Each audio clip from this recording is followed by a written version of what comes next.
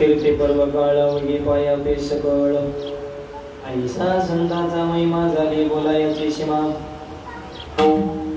तुका म्हणे देवा त्यांची केली पावी सेवा ऐसा संतांचा महिमा झाली बोलायची सीमा विडाल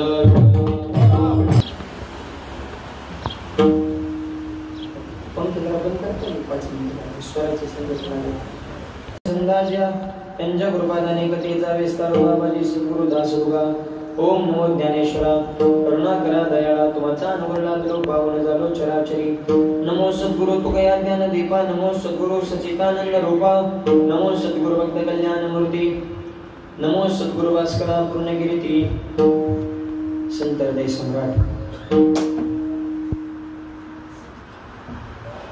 जगद्गुरु तुकोबराच्या मुखातून संतांच्या आलिंगनाचा महिमा प्रतिपादन करतात विडाल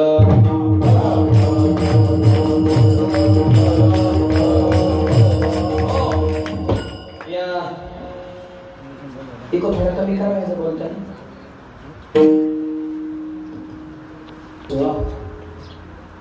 आपल्या आराध्य दैवत पंढरीश पांडुरंग परमात्मा आई सेवांच्या पवित्र दरबारामध्ये समस्त ग्रामस्थ मंडळींच्या सहकार्याने कार्यक्रमाला चांगला कमिटी वाटी 44व्या वर्षामध्ये पदार्पण केलेला हा नामयज्ञ सोहळा ज्यांच्या कृपा आशीर्वादाने हा सोहळा संपन्न होत आहे परमपूज्य गुरुवर्य सावळाराम बाबा महात्रे परमपूज्य गुरुवर्य मधुसूदन महाराज दातार परमपूज्य गुरुवर्य शंकर महाराज शहाणकर परमपूज्य गुरुवर्य यांचे आशीर्वाद आपल्याला लाभलेले आहेत त्यांचं सहकार्य आहे आणि गावाचं विशेष असणारे योगदान आणि त्या योगदानातून हा सोहळा संपन्न होत आहे आजच्या कीर्तनाचं सौजन्य ज्यांच्याकडे आहे असे आमचे परमार्थस्ने हरिभक्तपरायण अशोक काका पाटील यांच्याकडे आजच्या कीर्तनाचं सौजन्य आहे त्यांनाही मनापासून धन्यवाद देतो आजचेच नाही आठही महाराजाचे सौजन्य दाते आणि 8 दिवसाचे अन्नदाते हे सगळ्यांसाठी एकदा जोरदार टाळ्या वाजवा याचं कारण हे आपल्या गावातले माणसे त्यांच्या पाठी शाबासकीची थाप मानणं त्यांचं कौतुक करणं त्यांना प्रोत्साहन देणं आपलं कर्तव्य विडालं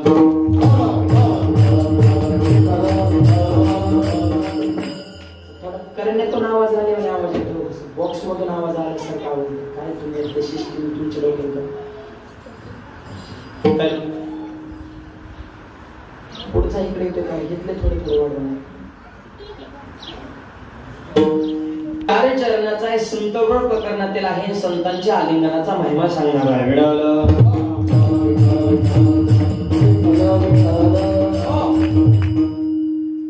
तुकोबारे सांगतात संतांनी जर आलिंगन एखाद्या साधकाला दिलं तर त्या साधकाच्या जीवनामध्ये नेमकं काय परिवर्तन होतंय, त्याला कशाची प्राप्ती होते? मोक्ष सायुज्यता जोडे. सायुज्यता नावाचा जो सर्वोच्च मोक्ष तो संतांच्या आलिंगनाने प्राप्त होतो.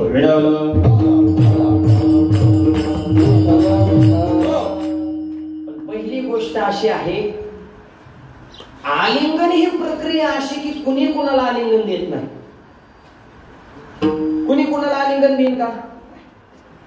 एखाद्याची जर छोटी ओळख असेल नॉर्मल, तर माणूस फक्त त्याचं स्मित हास्य करतो, तेव्हा दिसला की जे बस तुझी एवढीच नाही की आता तू निघ, तुझं काम नाही, म्हणजे स्माइल द्यायचं त्याला वाटल.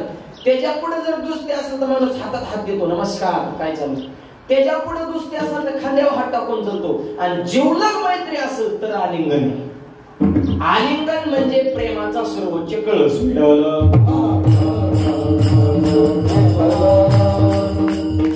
ओळख असताना आलिंगन दिला असं घडत का? आलिंगन म्हणजे प्रेमाचं टोक आहे. म्हणजे प्रश्न असा निर्माण होतो, अंतःकरणात फक्त प्रेम असल्यावर आलिंगन दिलं जातं असं का? नाही. अंतःकरणामध्ये द्वेष असेल, अंतःकरणामध्ये राग असेल, अंतःकरणामध्ये कपट असेल तरी सुद्धा आलिंगन दिलं जातं. आलिंगनाचे प्रकार दोन, द्वेष स्वरूप आलिंगन आणि प्रेम स्वरूप आलिंगन.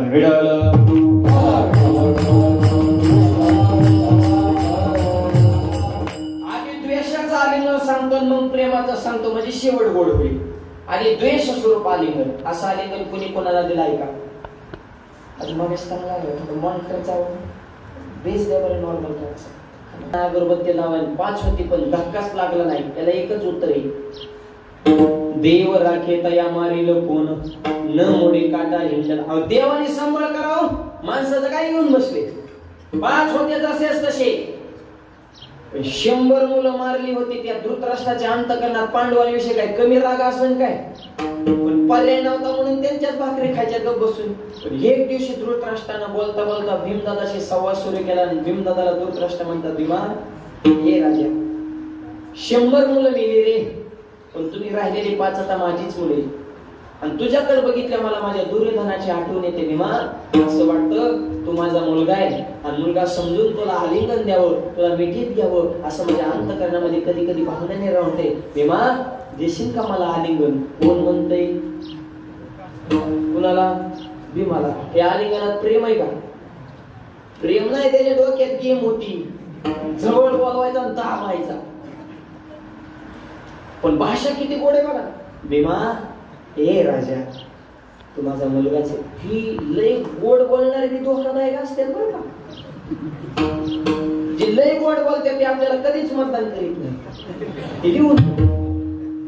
आणि जो कट्टर विरोधक आहे तो डायरेक्ट उघड उघड दुश्मनी करतो, त्याचा काय राग धरायचा. पण संग राहून धोका देणारे किती वाईट आहे. आणि वाणी तर इतकी त्यांच्या संग 5 मिनिटं बोलला ना आपल्याला वाटतं कितीच प्रेम आहे व्हायचं आपल्यावर. प्रेम नाही, त्याच्या डोक्यात फक्त राजकारणच असतं. माझ्या तोंडावर एक आणि मनात एक. त्याला तुकोबारांचं प्रमाण. मैंदमुखीचा कोवळा बाबा अंतरीचा निराळा, बाबा अंतरीचा निराळा, बाबा अंतरीचा निराळा.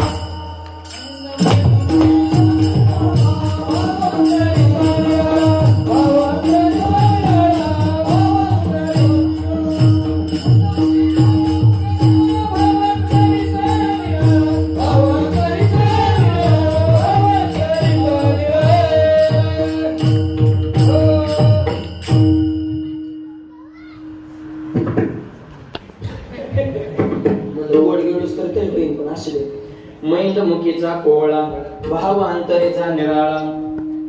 कोवळा म्हणजे असं शिरकच बोलतात काय काय, नुसतं असं शेंड्याच, अत्यंत गोड मृदू कोमल. पण भाव अंतरेचा निराळा, अंतकरणामध्ये भाव त्याच्या भिन्न असतो. धृतराष्ट्र देवा काका पुतण्याचं राजकारण पहिल्यापासूनच आहे. काय आताच नाही, पहिल्यापासूनच आलंय. फक्त आता आपल्या डोळ्यात एकच झाले, आपल्याला वाटतं लय यांचं फाटलंय. फाटलं नाही, पहिल्यापासूनच चालू आहे.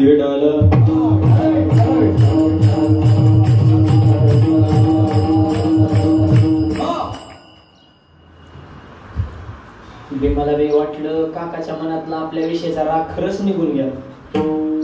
बिंबी इतका प्रसन्न झाला ते म्हणा, काका मी तुम्हाला आलिंगन देतो पण आज नाही, उद्या. ठीक आहे. मी इतका खुश झाला त्याने डायरेक्ट स्टेटसच ठेवला, मी उद्या काकाला आलिंगन देणार. फेसबुकला पोस्ट, इंस्टाग्रामला स्टोरी, युट्यूबला चॅनल खोलला, पत्रकार परिषदा, अख्खा सोशल मीडिया भीमानं जॅम करून टाकला. सगळीकडे एकच बातमी, काका पुतण्याची भेट. भगवान श्रीकृष्ण बसले होते मोबाईल मध्ये, आपलं व्हॉट्सअप वगैरे बघून. मोबाईल होता का? देवापर्यंत बातमी पोहोचली की असं असं घडणार आहे. देवाने भीमाला फोन केला, मला इकडे काय आले?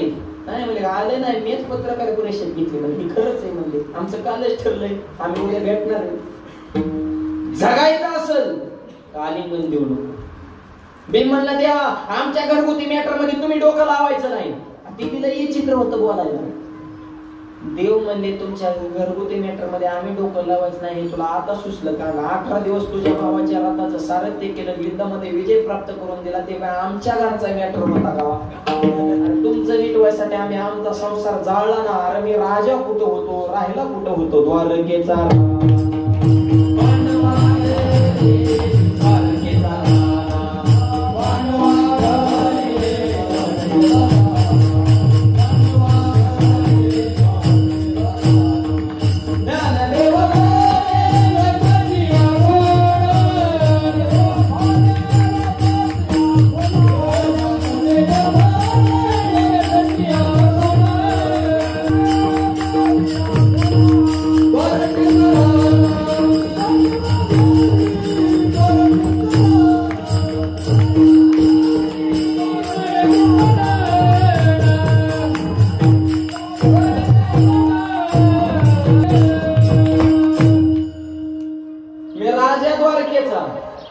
पण राहिला कुठं? द्वारकेचा राणा पांडवा घरी.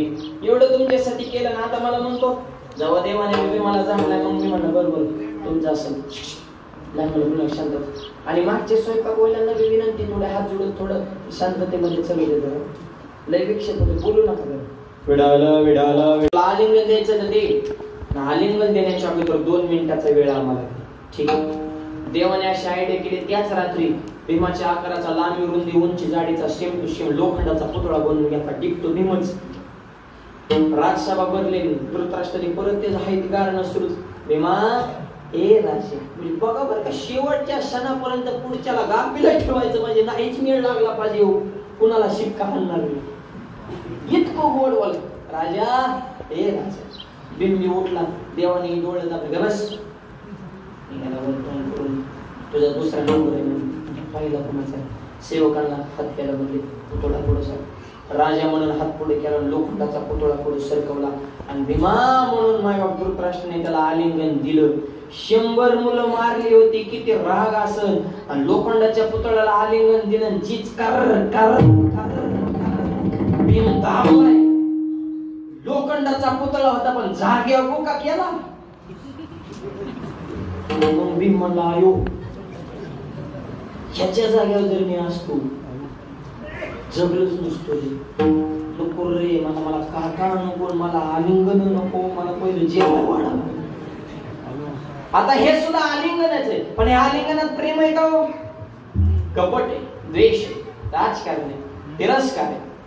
हे प्रेमाचं आलिंगन, हे द्वेषाचं आलिंगन. आणि असं द्वेषाचं आलिंगन अजून एक आपल्या इतिहासामध्ये गाजलं. शिवाजी हमारे गले लग जाओ. कोण म्हणते? अफजल खान. कुणाला? छत्रपतीला. ते बी आलिंगनच होतं. त्याच्यात प्रेम आहे का? त्याच्यात बी प्रेम नाही. पण आलिंगन देणारा कसा होता? आशा वागिनीचा तो छावा.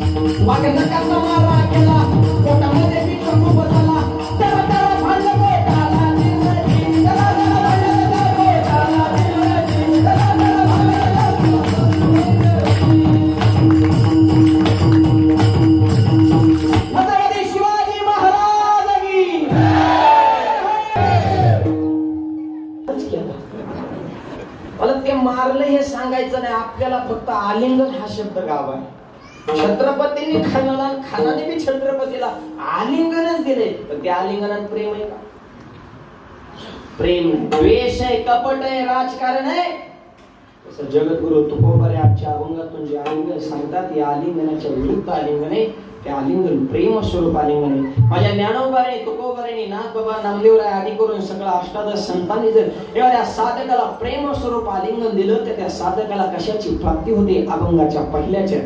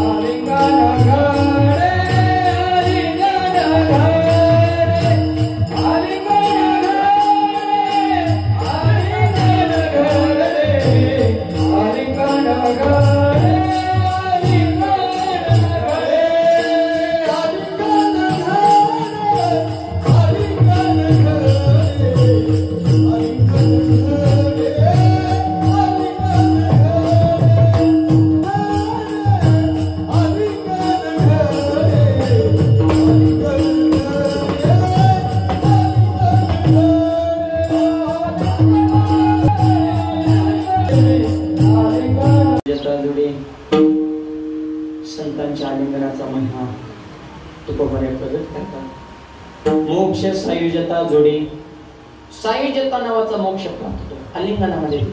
आलिंगने संतांच्या दिव्य झाले माझे मस्तक हे पायामध्ये त्यांच्या ठेविता.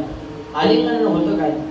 आलिंगने सुख वाटे, प्रेम चिदानंदी गोटे, हर्षे ब्रह्मांड उठे समळ उठे मी. पण अहंकाराचा नाश करण्याची ताकद आणि स्वस्वरूपाची जाणीव करण्याची ताकद ही संतांच्या आलिंगनामध्ये आहे. म्हणून म्हणतात आलिंगन वेळी मोक्ष सायुज्यता जोडी.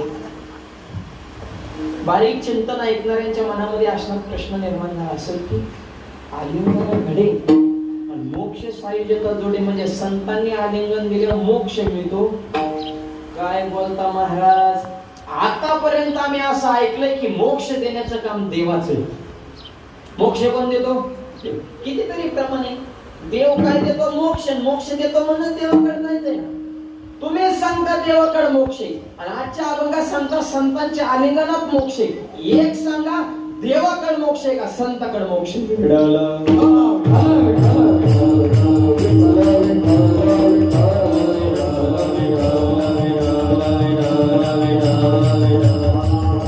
एक बोलावं, इकडे एक बोलायचं, इकडे एक बोलायचं. आम्ही विश्वास कोणा ठेवायचा? दोन बोलतात ते संत कधीच असू शकत नाही. एक बोलतात ते संत, दोन बोलतात ते माणसं. माणसं दोन नाही, माणसं किती बोलू शकतात. माणसाला काही तोंडावर वा वा वा वा वा. तुमच्यासारखा माणूस आपल्या तालुक्यात नाही. तोंडावर पुढे गेले बघा रे ती, त्याने तर गावचं वाटोळ केली. ती आपली क्वालिटी तोंडावर एक मागे. संतांचं तसं नाही. नेमकं संगती कशी लावायची सांगा ना मला. तुम्हीच सांगता देवाकडे मोक्ष, आज सांगता संताकडे मोक्ष. नेमका मोक्ष देवाकडे का संताकडे?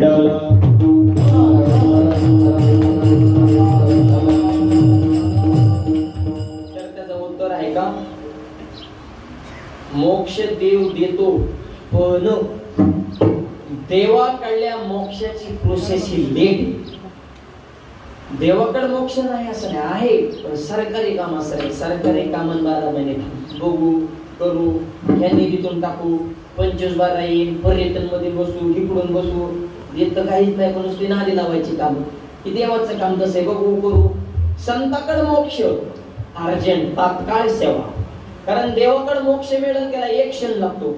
देवाचे द्वारे उभा क्षणामध्ये तेने मोठी जारी साधल्या. देवाकडे एक मोक्ष, संत एक क्षण लागतो. संताकडे एक क्षणाची गरजच नाही. पण मदत करते काही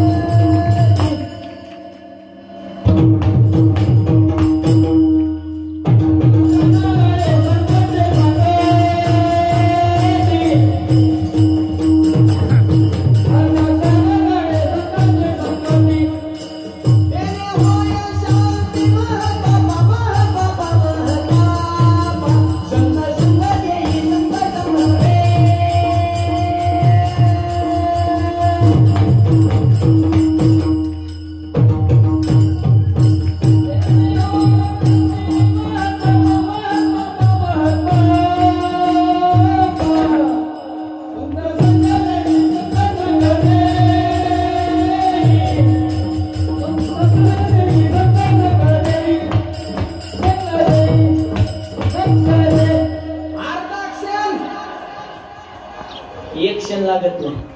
देवाकडे 100 संताकडे म्हणजे 50% काम लवकर. आता तुम्हीच सांगा मग तुमच्यावर ठरलं.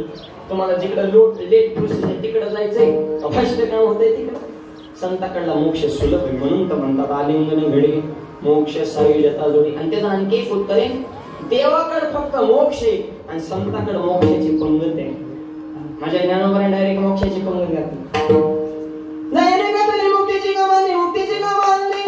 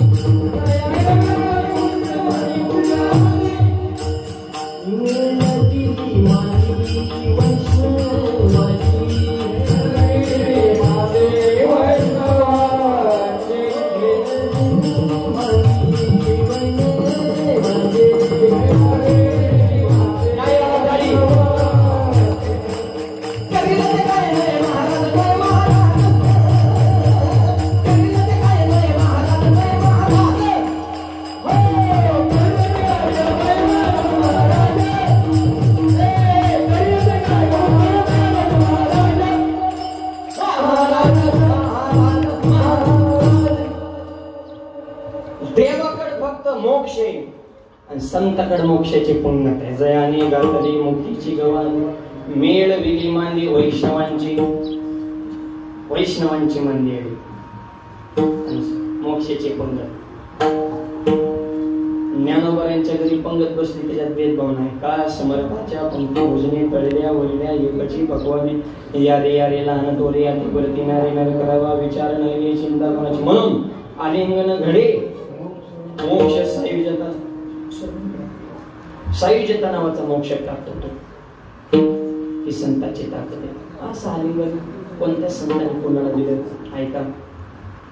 पैठण निवासी शांतीब्रह्म एकनाथ महाराज, नाथ महाराजांच्या घरी रोज पुरणपोळ्याचा स्वयंपाक असायचा. आणि त्या घरच्या पोळ्या खाण्यासाठी गावबा नावाचा एक सामान्य घरचा बालक तिथे येऊन राहिला होता. काहीच येत नव्हतं, फक्त पोळ्या खाण्यासाठी आला होता. आणि गिरजा माता म्हणजे नाथ महाराजांच्या धर्मपत्नी अशा पोळ्या बनवत होत्या.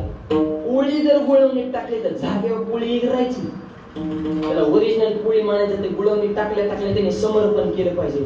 त्याला आताच्या पोळ्या, आमचं एक मित्र एका गावात जेव्हा गेले त्याचा अंगठा तुटला पण पोळी तुटली नाही. काय लई जड असते मला काय काय मावले स्वयंपाकाला. एकाच कुकर मध्ये 3 प्रकार खाल्ल्यात. खाली जळके वाडी, मध्ये करपे वाडी, वर कोरडे वाडी. कोणचा पांढरा खायचा स्वयंपाकाचा काय. आता नवीन मुलींचा तर स्वयंपाकाचा मिळत राहिला. गिरजा मातेने स्वयंपाक केला. 1.5 किलोमीटर पोळ्याचा सुगंध जात होता. तशा पोळ्या खाण्यासाठी गावबा नावाचा सामान्य घरचा बालक तिथं आला. रोज पोळ्या खायचा. हळूहळू नाथ महाराजांच्या संगीत परमार्थाची गुढी लागली. नाथ महाराजांचा जो मुलगा होता हरी पंडित, 4 वेद 6 शास्त्र 18 पुराण त्याच्या पाठ झाले होते. त्याच्यामुळे तो कोणाला जी हरीच घालीत नाही. म्हणजे ज्ञान किती ह्याला किंमत नाही, तुम्ही नम्र किती ह्याला किंमत आहे. ज्ञानापेक्षा नम्रतेला किंमत आहे. नम्र झाला होता तेने कोंडिले अनंता. आणि म्हणून तो तुकोबराय म्हणतात,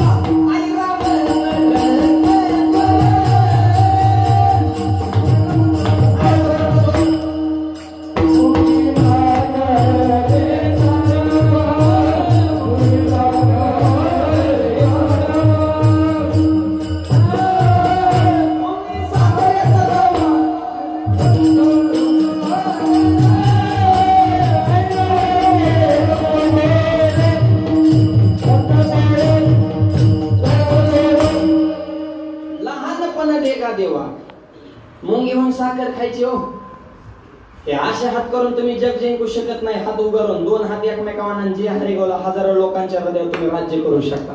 असं करण्यापेक्षा वाकायला शिका. लोक म्हणतात शिकला तेव टिकला. शिकला तेव टिकला का हुकला तुमचं तुम्ही बघा. पण आमच्या शास्त्राच्या भाषेत जो वाकला तेवच टिकला.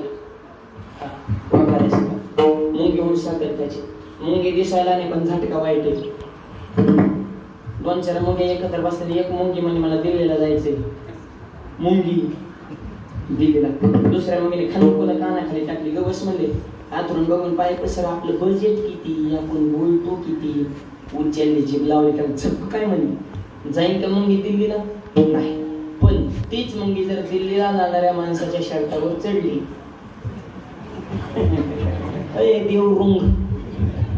देवरुंग मधून एखादा जर दिल्लीला चला गुपचूप त्याच्या बॅगेत जाऊन खिशात जाऊन बसले तर नॉनस्टॉप त्यांनी दिल्ली गाठली ना.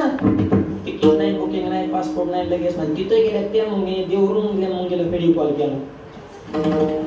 ही म्हणली पुरावा न्यू पार्लमेंट दिल्ली म्हणजे 2 मिनिटात व्हिडिओ कॉलवर मोदी साहेब सुद्धा दाखवते.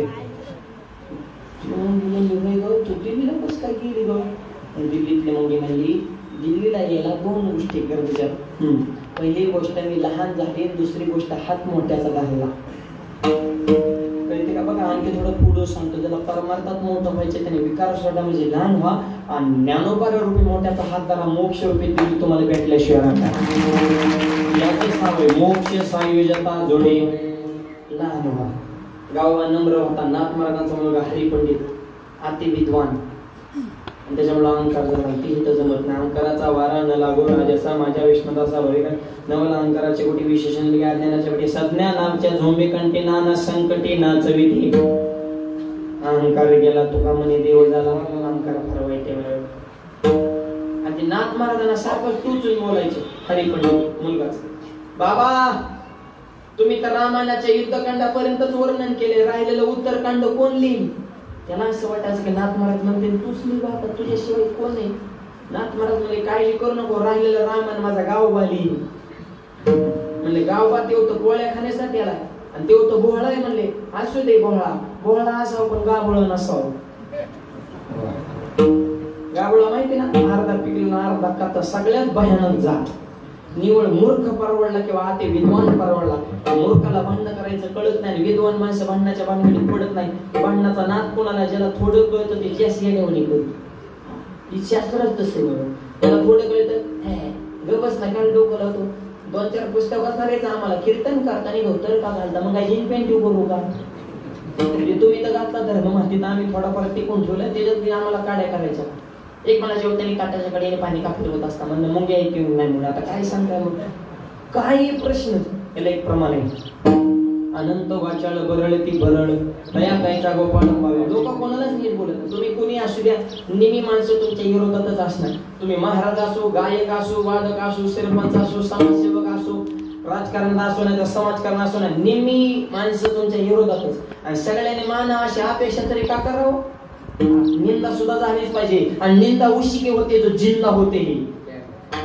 जिवंत माणसाचीच निंदा आहे. मेलेल्या माणसाला लोक चर्चेत घेत नाही. आणि आपल्या मागे जर आपलं नाव निघत असेल तर समजायचं आताशी आपण रेंज मध्ये आलोय. भेटवलं गाव म्हणले बोळ्या असू दे बोळा, नाहीतर देव हा बोळ्यालाच भेटत असतो. हरिपद प्राप्ती बोळ्या भाविकाची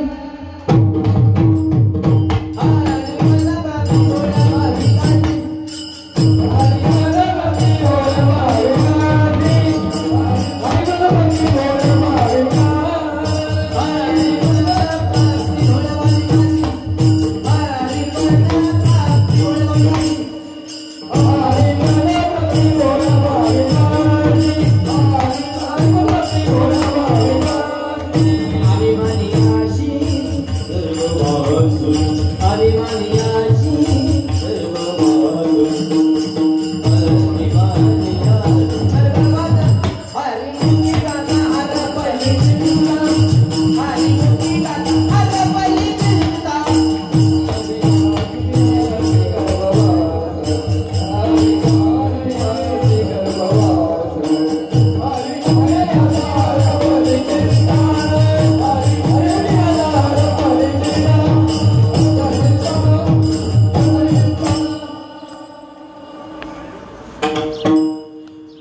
हरिपद प्राप्ती भोळ्या भाविकाशी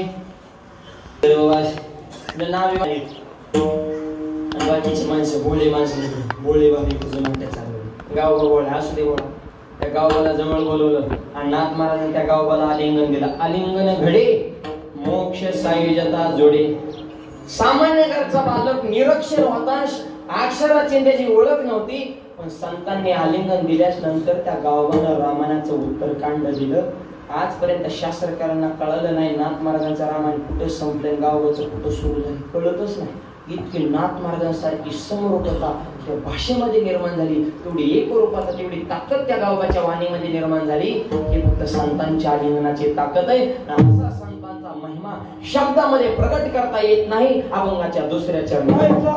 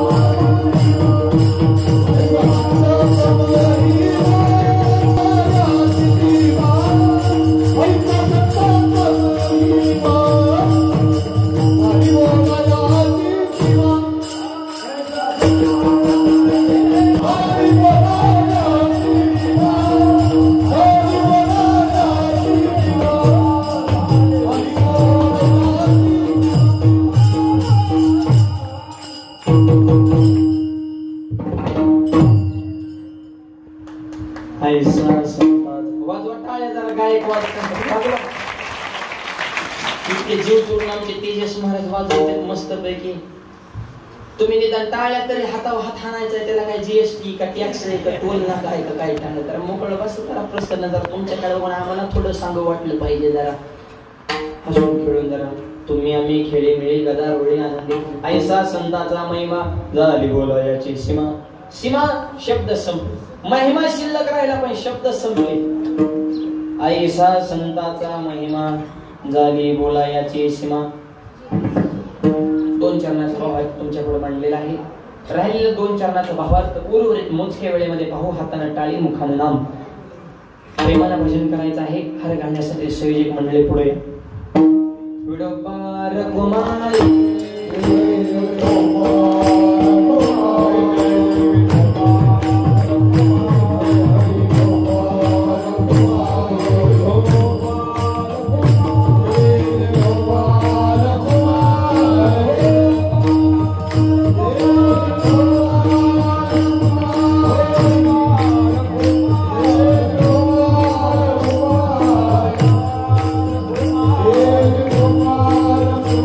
Hare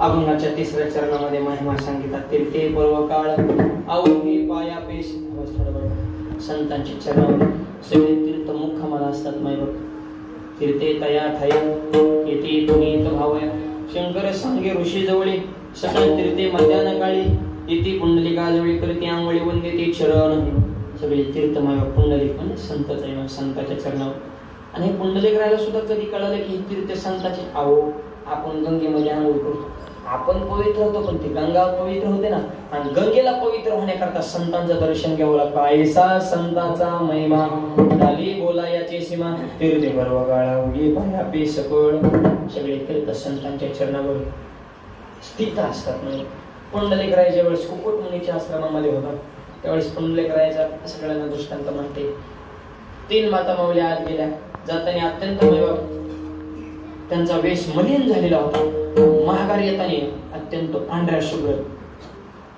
तेज झलकते प्रकाश अरे बाबा जाताना मलिन येताना प्रकाश वॉशिंग मशीन आहे का काय म्हणले तू सध्या आहे बरं का बऱ्याच जणांकडे वॉशिंग मशीन तिकडे गेले की माणसं क्लिअरच होते किती भ्रष्टाचार तिकडे गेले की सगळं ते क्लिअर होऊनच बाहेर येतात म्हणजे त्यांची वॉशिंग मशीन मला निर्माण कोणत्या कंपनीचा आहे चालू आहे सध्या ती स्कीम त्याच्यामुळे धनाधन लोक तिकडे जायला लागले भेटायला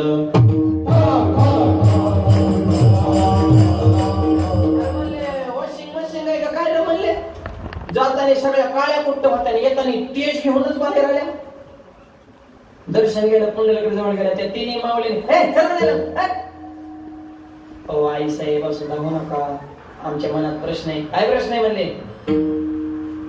काय नाही म्हणले विजरू काय नका एकच प्रश्न आहे जाताना तुम्ही मलिन होता येताना पवित्र झाला एवढा शुद्ध झाला एवढं सात्विक दिसतात काय प्रकार अरे पुंडलिका बायकोला खांद्यावर घेतलं आणि आई बापाला हाकलून दिलं तुझ्यासारखी पापी माणसं आमच्यात आंघोळ करतात आम्ही अपवित्र होतो पण आम्हाला पवित्र होण्याकरता साधू संतांचं दर्शन घ्यावं लागतं आणि 3 माता मावल्या नव्हत्या त्या गंगा यमुना सरस्वती 3 नद्या होत्या मग पुंडलिकाच्या डोळ्याची झापड अरे बापरे फार मोठी चूक झाली मग नंतर आई वडिलांची सेवा करायला सुरुवात केली मग इतकी टोकाची सेवा केली की पुंडलिका बेटी परब्रह्म आले का आई वडिलांची सेवा करायला मला पुंडलिकाने धर्मपतीला खांद्यावर घेतलं होतं पुंडलिकाची फक्त खांद्यावरच होती आपली त्याच्यापेक्षाही 8 बोट वर रे कलियुगाचा महिमा म्हणले होते हळूहळू स्टेप बाय स्टेप वाढतच जाणार त्याला म्हणतो धर्मपत्नीची बी काळजी जरूर घ्या पण आईची बी सेवा करा ना आईची करा उपासना पत्नीची करा जोपासना व्यसनापासून दूर ठेवा तुमची वासना अनेक वाक्य सांगतो आई वडिलांची सेवा करा हे फक्त आम्ही तुम्हाला सांगायचं ना आधी आम्ही सेवा करायची आणि मग तुम्हाला सांगायचं आम्ही बोंबलत फिरायचं तुम्हाला ती नुसतं दोष द्यायचा लोक बदलाय मोकळी नाही एकदा तसं झालं एका महाराजाचं प्रवचन चालू महाराज मोठे नारदायचं मातृदेव पितृदेव आचार्यदेव मग चालतं बोलतं दैवत माय बाप केवळ अशी त्याने माझा विचार की इतकी प्रमाण लोक म्हणून काय अभ्यास नेहमी प्रवचनात एक मात्र उठले त्यांनी चप्पलच काढली महाराजाच्या डोक्यात खाड दिसणे महाराजाला हांड्या गावातले पोरं म्हणली म्हातारा जरा आगाव दिसते नाही महाराजाला हाणलं दराला म्हातारा 2-4 पोरं धरायला लागले महाराज म्हणले धरू नका म्हणले का तो माझा बाप होईल पण बाबा महाराजाला का झटकिवलं म्हातारा म्हणते हे प्रवचनच तुम्हाला सांगतो आई वडिलाची सेवा करा मलाच घरी खायला तुकडा देत नाही मला माणसात आणलाय म्हणजे आम्ही तुम्हाला सांगायचं नाही आधी आम्ही नीट राहायचं तुका म्हणे अंगी भावे ते आपण तरीच महिमान येलं कळू आणि ही बघा ना महाराज लोकांवर घेऊन सांगितलं तुम्हाला किती आनंद झालाय तुमचं चेहराच प्रसन्न झालं हे आमचंच कसं पटत तुम्हाला हे आमचं नाही तुमचं सांगितलंय फक्त आमच्या घेऊन सांगितलंय बेटा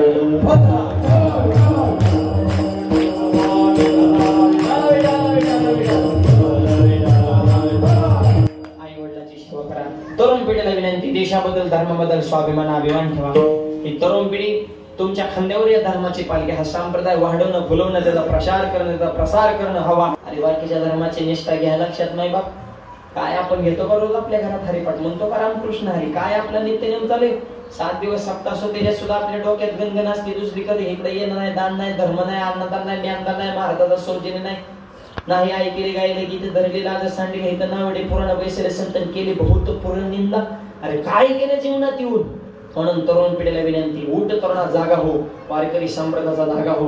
वारकरी संप्रदाय हे महाराष्ट्राचा खऱ्या अर्थानं आत्मा आहे माय बाप. वारकरी संप्रदाय अनेक वाक्य सांगतो, ज्यांना वाटत होतं वारकरी संप्रदाय म्हणजे काही वाड्या तोड्याने गावाखेड्याने कीर्तन करतात, त्यांच्यासाठी एक विशेष बाब सांगतो. तुमच्या सगळ्यांच्या आशीर्वादाने जानेवारी महिन्यामध्ये दुबईमध्ये कीर्तन करून आलो, ही तुमच्या आशीर्वादाची ताकद आहे.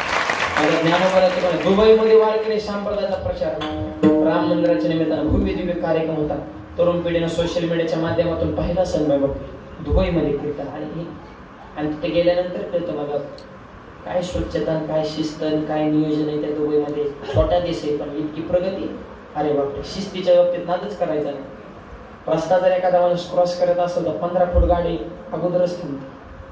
माणूस जर तिथं असेल तर गाडी इकडेच थांबणार 15 फूट. आणि माणसाला प्राधान्य. जवळ जाऊन जर हॉर्न दाबला माणूस जर दचकला तर 1.5 लाख रुपये दंड येईल. आपल्या दचकत डायरेक्ट दचकी होती. त्याला घासून परत तिथले रोड बी तसेच आहेत ना, निदान ड्रायव्हरला बी काय चुक आहे. आपल्या हे रोड घासाघासी कुठं बाजारपेठात गाड्या गोष्टी तर निघत नाही, तर काय रोड राहिले नाहीत, ते नाही, लोकांना शिस्त नाही, सगळे अवघड झाले. रस्त्यावर चुकला तरी लाख रुपये दंड येईल. आम्ही सुद्धा आतल्या आत गिळीत होतो. नको रे बाबा, 2 कीर्तन टाकावं लागतं तेव्हा 1 दंड भरणं होईल. एवढं सोपं का करायचं तुम्ही? आधीच काय नको म्हटलं बाबा, काय शिस्त. 8 दिवस दुबईमध्ये होतो, कुत्रं दिसलं नाही रस्त्या, मांजर नाही, गाढव नाही, बोंबलत फिरणारी माणसं नाही. आपल्यात मोकार फिरणाऱ्यांचीच गर्दी जास्त.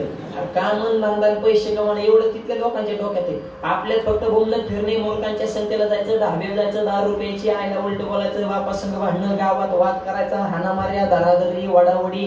आणि ह्याच्यासाठी आपला जन्म झाला. कारण कोणत्या राष्ट्रातली माणसे आपण करतोय काय ह्याचा तरी जरा विचार करा.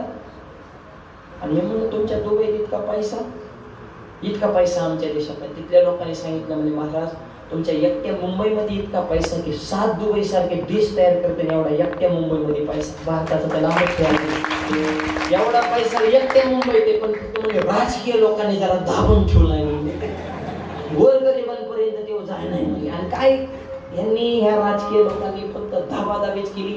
गरीब मिली बिड्या ओढवडू काय खायला किंमत राहिली का? 10 मिनिट टीव्ही बघा, दिवसभर करमत नाही. काय त्या टीव्हीला चांगले धराधरी, वडावडी, आपटापटी, उचला उचली, पळापळी, बुकाबुकी, थुकाथुकी, ह्याची आली त्याची गेली, हे वाचला, हे उठला, हे कांडला, हे बुकला, हे थुकला, हे वाकला, हे इसळला, हे पिसळला, हे वरडला, हे आरडला, नुसता धिंगाणाच चालू. आता तर सध्या तर लई क्रिटिकल कालावधी या. बऱ्याच जणांचे भविष्याचं मोजमाप 2-4 दिवसात झोपाच नाहीत मायबाप. सगळं अवघड झाले, खऱ्याचं पटांगण झालंय मायबाप. आणि म्हणून माझ्या तसं बदल करून चांगलं लागलं होतं. आणि हे नंतर जनाबाईचं एक प्रमाण आठवतंय. धुंद झाला तुझा दरबार, धुंद झाला तुझा दरबार, धुंद झाला तुझा दरबार, धुंद झाला तुझा दरबार, धुंद झाला तुझा दरबार, धुंद झाला तुझा दरबार, धुंद झाला तुझा दरबार, धुंद झाला तुझा दरबार. काय वाला काही हिंमत एक आवाज बडा फुल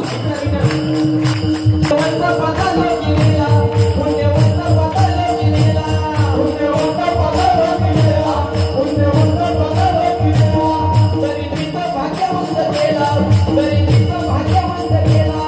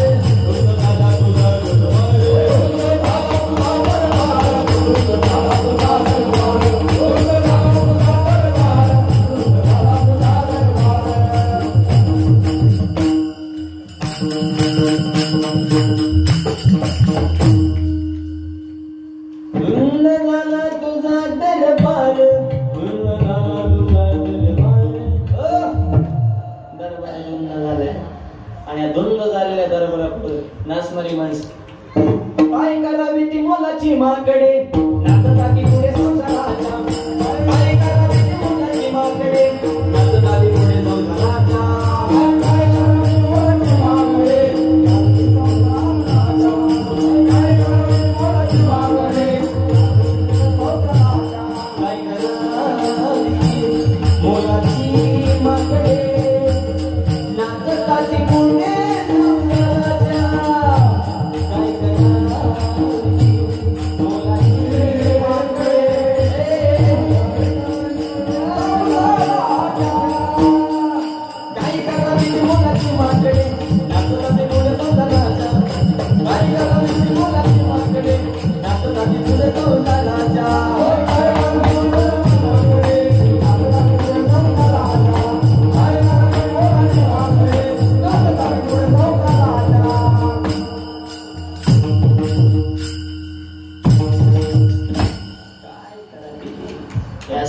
सध्या परिस्थिती खऱ्याला गोळी खोट्याला पुरणपोळी खरं खातं गटकाळी गोळीबाची फाटली जुळली ओसाला येणार टोळी खरायचं मला. आता जपानमध्ये चोर पकडा मशीनला एका तासात 500 चोर सापडले. चोर पकडा मशीन अमेरिकेत नेले एका तासात 2000 चोर सापडले. चोर पकडा मशीन भारतात आणला अर्ध्या तासात मशीनच चोरीला गेली. चोरात आता मिळत नाही हो, मशीनच नेलं हो, लय अवघड झाले. एक जणाच्या घरात मुंग्या झाल्या, ते गेले मेडिकल मध्ये मुंग्या मारायची पावडर. तो दुकानदाराला दिली पावडर. मी 2 तासांनी परत रिटर्न आलं, मला पावडर नको. मेडिकल वाला म्हणा लय कडक पावडर, एक सुद्धा मुंगी राहणार नाही. म्हणून नकोच. म्हणा काय झालं, म्हणा ह्याच्यातच मुंग्या झाले.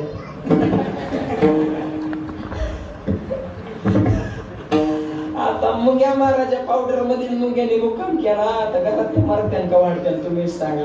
ही सध्या अशी परिस्थिती. आणखी एक प्रमाण सांगतो ऐका. कलेचे महिमान असत्याशी रिलेजन पापा देते अनुमोदन करते हेड संताची.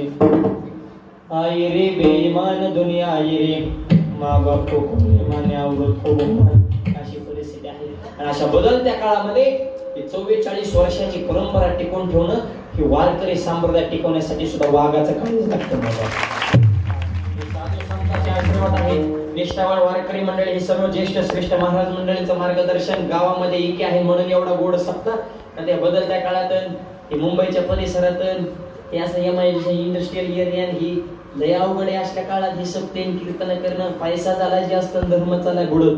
पण अशा काळामध्ये सुद्धा लक्ष्मी बरोबर तुम्ही विष्णूला सुद्धा विसरले नाहीत, हे खरं आपलं मोठेपण आहे. म्हणून लक्ष्मी पाहिजे, परंतु भगवंताची सेवा सुद्धा त्याशिवाय जीवनाला समाधान प्राप्त होऊ शकत नाही. म्हणून संत सेवा करा. ऐसा संतांचा महिमा झाली बोला याच्याशी मध्ये काय सगळं महाराज वाच करा.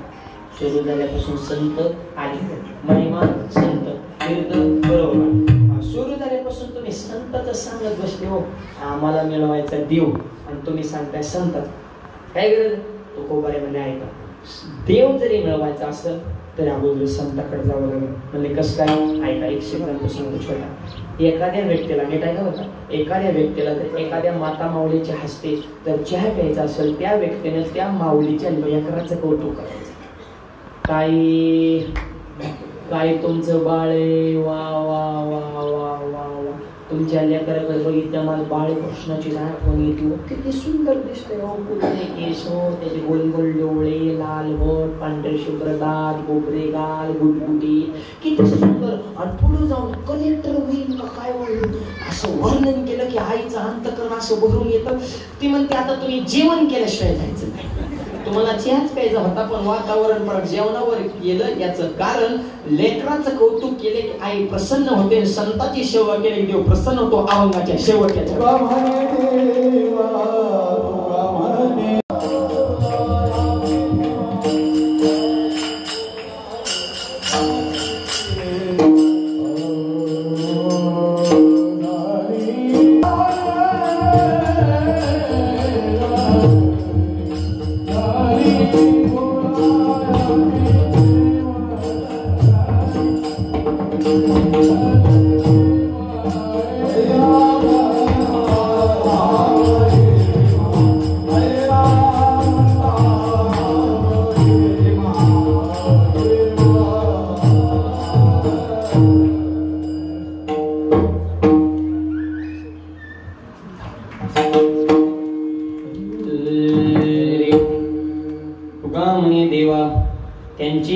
पावे सेवा, संताची सेवा केली तरी ती सेवा देवाला पावते.